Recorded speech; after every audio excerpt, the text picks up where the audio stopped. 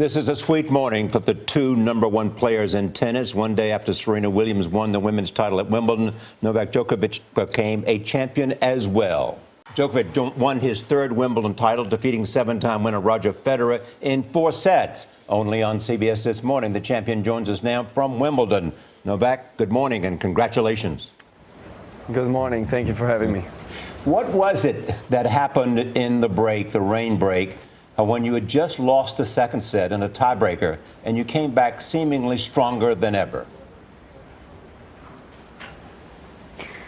Well, I was coming into the match knowing that Roger is going to play on a very high level, as he always does, in the final stages of Grand Slams, and he's not going to hand me the victory. So I have to earn it, to go out on the court believing I can do it. It was a kind of a deja vu of the last year's final where it was 2 sets to 1 up and trying to close out the match at fourth, but he came back, showed his competitive spirit and fighted his way through fifth. And this year's final was very similar. Went down the wire and could have gone really either way after that second set. But the rain delay helped. Boris, my coach, got in a small room where we were waiting to be called back on the court, and we had a small chat. We kept things simple and just focus on certain things I need to do better. And after that, I felt like I played really well. Yeah, you're talking about Boris Becker, who is also a 3-time Wimbledon winner. What exactly did he say to you, Novak? What did he say?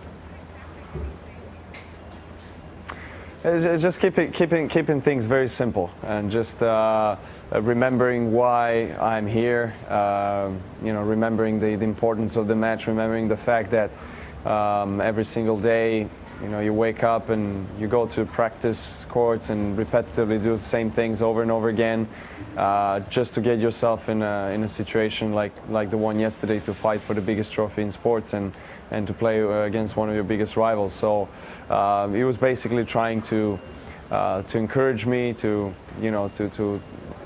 get that mental strength out of me, and to really show his support as everybody else in the team, and I felt that.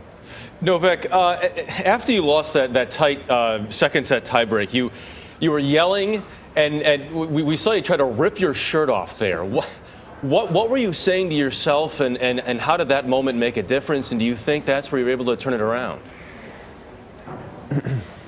Well, you don't want to know what I was saying to myself, but generally I had a emotional burst, and that's what happens. And then at such a high level, you tend to go through certain emotions, ups and downs, but it's important to bounce back, to recover. And if there is one thing that tennis has taught me over the years, is to get back on track and to leave whatever happened behind me.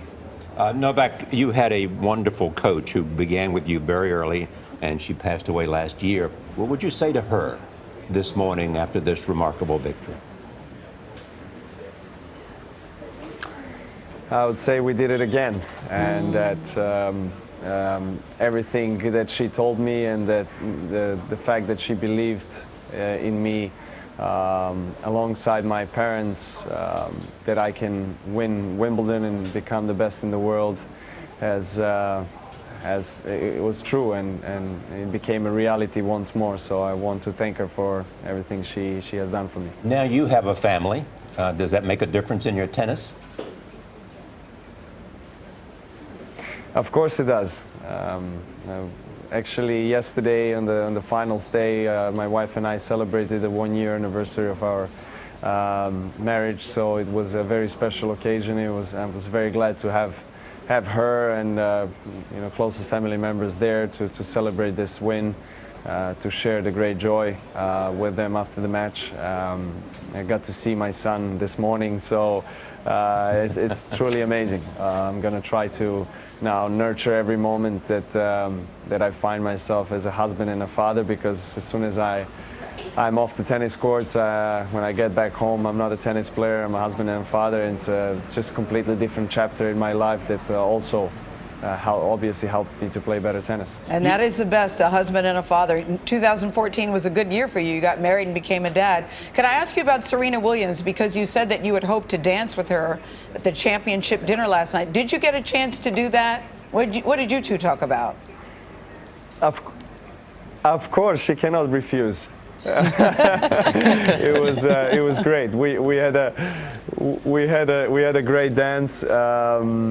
There's this nice tradition, obviously, at the Champions Ball. That was called, now it's called Champions Dinner, but people expect champions to dance, and the last time I think that happened was 1986, and ever since then champions were not dancing together. So we thought we want to give a little rebirth of this tradition, and hopefully any other next champion will do the same. And I was actually thinking it's going to be a slower tune, or something like a waltz, something more sophisticated. But she wanted to move, so she chose Night Fever, and you can imagine how that went. I like that. I like it. What would you improve about your game? I think there is always a room for improvement, and that's something that always keeps me going, and it's always in the back of my mind. I'm a perfectionist, as any other top player, both men's and women's. We all very self-critical, and we all want to get our game to this perfect as possible level, which is not possible. But again, on the other hand, it is always some incentive to keep going. And finally, what has Roger Federer meant to tennis? Hey, so much. He has done so many great things for tennis on and off the court. I mean, of course, the achievements and results that he had in his career speak about itself.